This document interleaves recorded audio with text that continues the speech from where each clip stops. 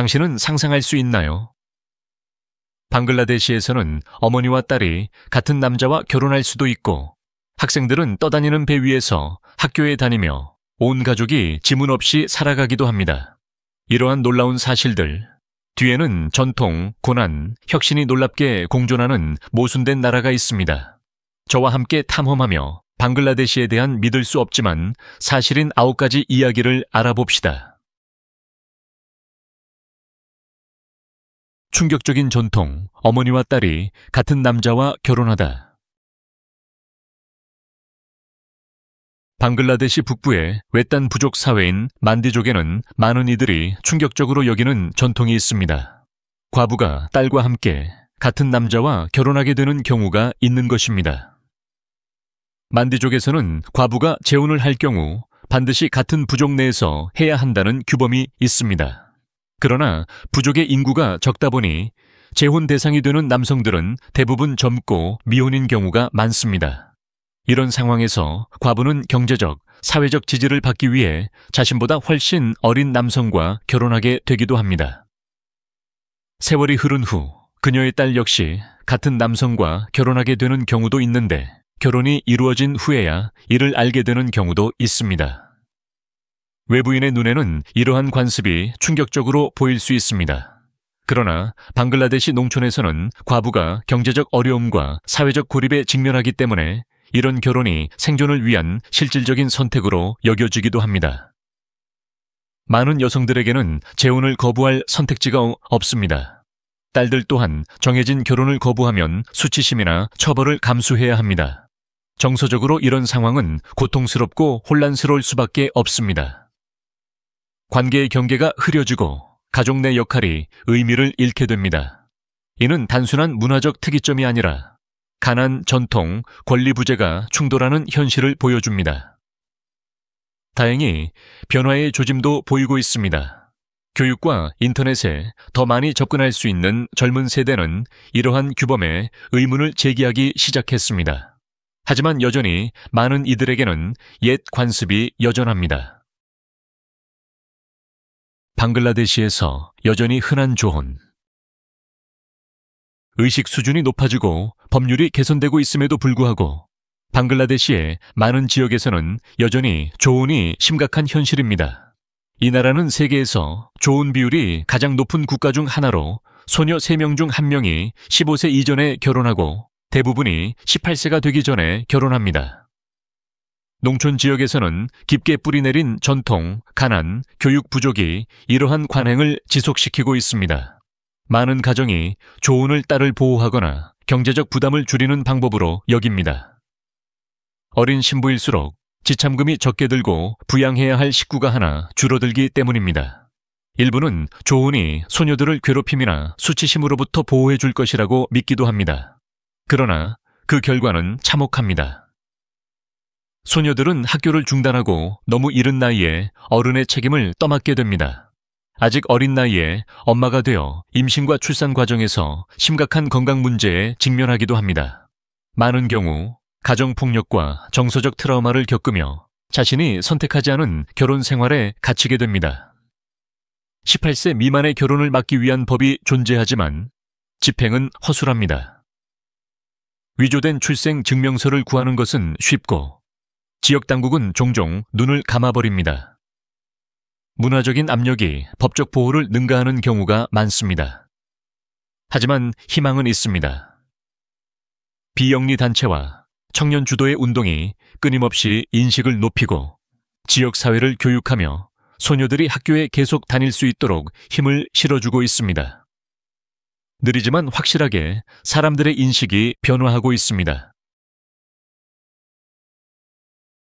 방글라데시에서 합법인 성매매. 그 대가는 무엇인가? 2000년 방글라데시는 성매매를 합법화하며 아시아에서 드문 결정을 내렸습니다. 이는 성매매 종사자들에게 규제와 안전을 제공하기 위한 조치였지만 그 이면에는 훨씬 더 어두운 현실이 존재합니다. 현재 방글라데시 전역에서 약 10만 명의 여성과 소녀들이 성매매에 종사하고 있는 것으로 추정됩니다.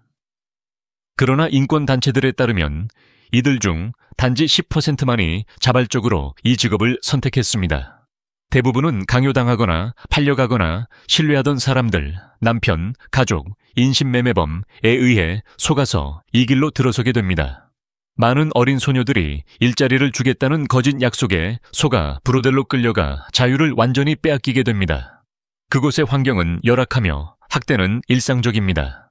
정신적, 신체적으로 받는 피해는 심각합니다. 더욱 심각한 문제는 정의가 거의 실현되지 않는다는 것입니다. 방글라데시는 전 세계에서 인신매매 관련 유죄 판결 비율이 가장 낮은 국가 중 하나로 단 0.5%에 불과합니다. 이로 인해 인신매매범과 착취자들은 거의 처벌받지 않고 활동할 수 있으며 피해자들은 보호나 법적 지원 없이 방치됩니다. 상황을 개선하려는 노력도 이어지고 있습니다. 일부 비영리 단체들은 성매매에서 벗어난 여성들에게 쉼터, 상담, 기술 교육을 제공하고 있습니다. 그러나 사회적 낙인은 여전히 강해 많은 여성들이 이 악순환에서 벗어나기 어려운 현실입니다. 지문 없이 살아가는 삶. 한 가족의 조용한 투쟁. 전화 잠금을 해제하거나 여권을 발급받거나 심지어 심카드조차 구입할 수 없는 세상을 상상해보세요. 단지 지문이 없다는 이유로. 방글라데시 북부에 사는 샤르 가족에게 이런 일은 공상과학이 아닌 매일의 현실입니다. 이 가족은 4대째 무지문증이라는 희귀 유전 질환을 안고 살아가고 있습니다.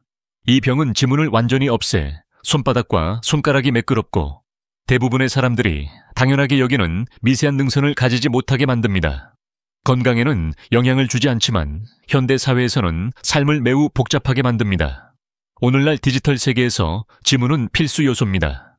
생체인식 신분증, 공항 보안, 모바일 뱅킹, 운전면허 발급까지 거의 모든 곳에서 필요합니다. 방글라데시에서는 국가 신분증, 휴대전화 등록, 심지어 일부 학교 입학 절차에도 지문 확인이 요구됩니다. 지문이 없는 샤르 가족은 매 순간 장애물에 부딪힙니다. 가족 중 한 명인 아프 샤르는 운전면허 시험에 합격하고도 지문이 없어 면허증을 받지 못했습니다. 심카드 등록도 할 수 없어 어머니의 휴대전화를 빌려 모든 일을 처리해야 했습니다. 또 다른 가족은 여권을 받기 위해 특별한 의료 증명서를 제출해야 했습니다. 이 질환은 육체적인 불편도 안겨줍니다. 그들의 피부는 건조하고 땀을 잘 흘리지 못해 덥고 습한 방글라데시 기후에서 천 조절이 어렵습니다. 이로 인해 일상생활에서 더욱 큰 어려움을 겪고 있습니다. 떠다니는 학교. 물 위에서 이어지는 방글라데시의 교육. 매년 우기 동안 방글라데시 국토의 거의 5분의 1이 물에 잠기면서 특히 외딴 마을에서는 학교에 가는 것조차 큰 도전이 됩니다. 하지만 이런 어려움 속에서도 지역사회는 포기하지 않고 창의적인 해법을 찾아냈습니다. 바로 떠다니는 학교입니다. 이 학교들은 특별히 설계된 보트로 태양광으로 움직이며 교실, 칠판, 도서관, 심지어 인터넷까지 갖추고 있습니다. 일부는 이동식 진료소나 커뮤니티 센터 역할도 겸합니다. 이 배들은 강과 잠긴 들판을 따라 항해하며 아이들을 태우고 몇 달씩 물에 잠기는 지역에도 교육을 제공합니다. 이 혁신적인 아이디어는 건축가이자 사회적 기업가인 모하메드 레즈완에 의해 시작되었습니다. 그의 단체는 지금까지 100척 이상의 보트를 운영하며 약 70천 명의 어린이들에게 연중 내내 교육의 기회를 제공하고 있습니다. 각 보트는 약 30명의 학생을 태울 수 있으며 유연한 수업 일정 덕분에 아이들은 농사일이나 가사와 학업을 병행할 수 있습니다. 전기가 없는 마을이 많기 때문에 보트 위의 태양광 패널은 컴퓨터와 디지털 자료를 활용한 수업도 가능하게 해줍니다. 이것은 아이들이 평생 접하지 못할 수도 있는 기회입니다. 떠다니는 학교는 단순한 교실 그 이상의 의미를 가집니다. 그것은 회복력과 희망, 그리고 기후 재난 앞에서도 굴복하지 않는 인간 창의력의 상징입니다. 기후 변화가 특히 심각한 방글라데시에서 물조차도 기회의 길이 될 수 있음을 보여주는 증거입니다. 거리의 혼돈, 다카의 악몽 같은 교통체증. 방글라데시의 번화한 수도, 다카의 교통을 경험해 본 적이 없다면 그 혼돈스러운 풍경에 놀라고 압도당할 준비를 해야 합니다. 인구가 거의 1,700만 명에 달하는 이 도시는 교통 시스템이 이를 감당하지 못해 거리마다 조직된 혼란이 펼쳐집니다. 시민 4,000명당 대중버스는 겨우 한 대꼴입니다. 그나마 있는 버스들은 대부분 수십 년 된 낡은 차량으로 가득 찬 승객과 함께 삐걱거리며 달립니다. 사람들은 버스 옆면에 매달리거나 지붕 위에 올라타고 문틈에 몸을 억지로 밀어넣어 귀가하는 모습이 흔히 목격됩니다. 기차 역시 상황이 다르지 않습니다. 수천 명이 몰려들어 심지어 달리는 열차 위에 올라타는 위험한 모습도 보입니다. 교통신호 대부분 무시됩니다. 일부는 고장났고 다른 일부는 그저 장식처럼 여겨집니다. 인력거, 툭툭이, 오토바이, 무등록 차량들이 도로의 틈새를 빽빽하게 메우며 눈과 귀를 어지럽히는 움직임과 소음이 가득합니다. 이런 상황은 사고와 지연을 자주 초래합니다. 30분이면 충분할 거리가 2시간 넘게 걸리는 경우도 다반사입니다. 매일 이 길을 오가는 시민들은 끊임없는 좌절을 겪고 방문객들은 다카를 처음 접하며 충격을 받곤 합니다. 그럼에도 다카의 교통은 나름의 리듬을 가지고 있습니다. 생존을 위한 일종의 안무 같은 것으로 현지인들은 시간이 지나면서 이 혼란 속에서 길을 찾아갑니다. 방글라데시 의류 산업의 가혹한 진실. 방글라데시는 H&M, 자라, 리바이스 같은 글로벌 브랜드의 옷을 공급하는 세계 최대 의류 수출국 중 하나입니다. 그러나 이 화려한 상점과 라벨 뒤에는 고된 노동, 착취, 위험이 가득한 어두운 현실이 숨겨져 있습니다. 이 400억 달러 규모의 산업은 400만 명 이상의 노동자들, 대부분이 여성으로 이루어진 인력에 의해 지탱되고 있습니다. 이들은 한 달에 100달러도 안 되는 임금을 받으며 과밀하고 환기도 제대로 안 되는 공장에서 긴 시간 동안 일합니다. 휴식 시간은 거의 없고 초과 근무는 당연한 것으로 여겨지며 국제 바이어들의 마감일을 맞추기 위한 압박은 끊임없습니다. 이런 현실이 세상에 드러난 사건이 바로 2013년 사바르 지역의 라나 플라자 붕괴의 참사입니다. 이 공장 단지가 무너지면서 1,100명 이상이 목숨을 잃고 수천 명이 부상당했습니다. 산업재해 역사상 가장 참혹한 사건 중 하나였고 패션 업계에 경종을 울렸습니다. 조사 결과 금이 간 벽과 무시된 경고, 그리고 위험을 알면서도 강제로 출근하게 한 사실이 밝혀졌습니다. 이후 안전점검이 개선되고 일부 브랜드들은 감독을 강화하겠다고 약속했습니다.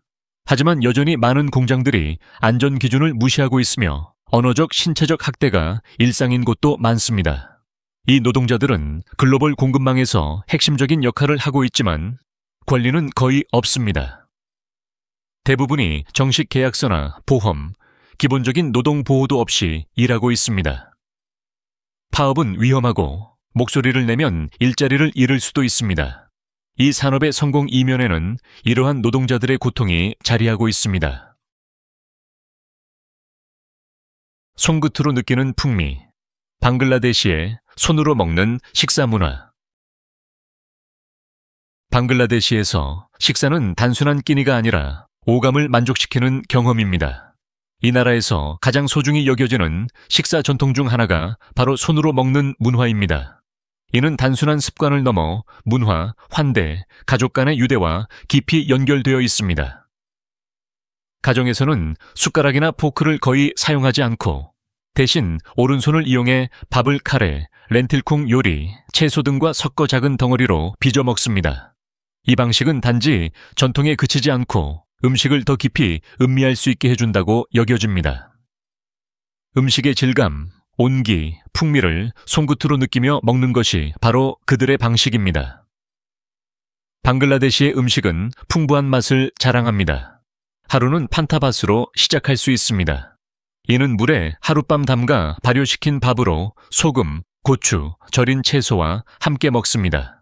또 다른 인기 있는 아침 식사는 무리, 즉 퍼프드 라이스로 겨자유와 청양고추를 곁들여 먹습니다. 점심에는 달달 렌틸콩 수프, 채소, 생선, 또는 고기 카레가 김이 나는 밥과 함께 나오고 저녁은 보통 밤 10시나 11시쯤으로 늦게 먹습니다. 이때는 우유로 만든 쌀 푸딩이나 플랫브레드와 카레 같은 간단한 식사가 준비됩니다. 식사는 대개 공동으로 나눠 먹으며 커다란 접시에서 함께 먹는 것은 연대감과 존중의 표현입니다. 처음 방문한 이들은 이런 식사 방식에 놀랄 수도 있지만 시간이 지나면서 그 따뜻함과 진정성을 자연스럽게 받아들이게 됩니다. 어디에도 없는 국경. 방글라데시와 인도 사이 퍼즐 같은 영토. 한 나라에 속하지만 완전히 다른 나라에 둘러싸인 마을에 산다고 상상해보세요. 수십 년 동안 방글라데시와 인도 국경을 따라 살던 수만 명의 사람들에게 이 기이한 상황은 현실이었습니다. 이런 땅들은 영토 내 영토라고 불리며 수세기 전 봉건 군주들 사이에서 이루어진 복잡한 토지 거래의 결과였습니다. 한때 이런 영토가 200곳이 넘었는데 방글라데시 안에 있는 인도 땅 또는 그 반대의 형태로 존재했습니다. 심지어 일부 지역은 영토 안에 또 다른 영토가 있는 마치 러시아 인형처럼 겹겹이 쌓인 구조이기도 했습니다. 이런 곳에서의 삶은 말 그대로 고통스러웠습니다. 주민들은 공식적인 시민권도 학교나 병원 같은 기본 서비스도 없었습니다. 투표도 못하고 합법적으로 재산을 가질 수도 없었으며 마을 밖을 나가려면 국제 국경을 넘어야 했습니다. 출생이나 사망조차 기록되지 않는 경우가 많았고 마치 아무 나라에도 속하지 않은 잊힌 공간 속에서 살아가는 것과 같았습니다. 하지만 2015년 방글라데시와 인도 정부가 역사적인 영토 교환에 합의하면서 상황이 바뀌었습니다. 약 5,300명의 주민들이 자신의 국적을 선택할 권리를 얻었고 처음으로 정부 서비스를 이용하고 법적인 신분과 안정을 누릴 수 있게 되었습니다. 이 영상이 방글라데시에서 벌어지고 있는 믿을 수 없는 이야기들을 새롭게 알게 해줬다면 좋아요 버튼을 눌러주시고 세계 곳곳의 놀라운 이야기들을 더 알고 싶다면 구독도 잊지 마세요. 다음에는 어떤 나라를 소개해드릴까요? 댓글로 알려주세요.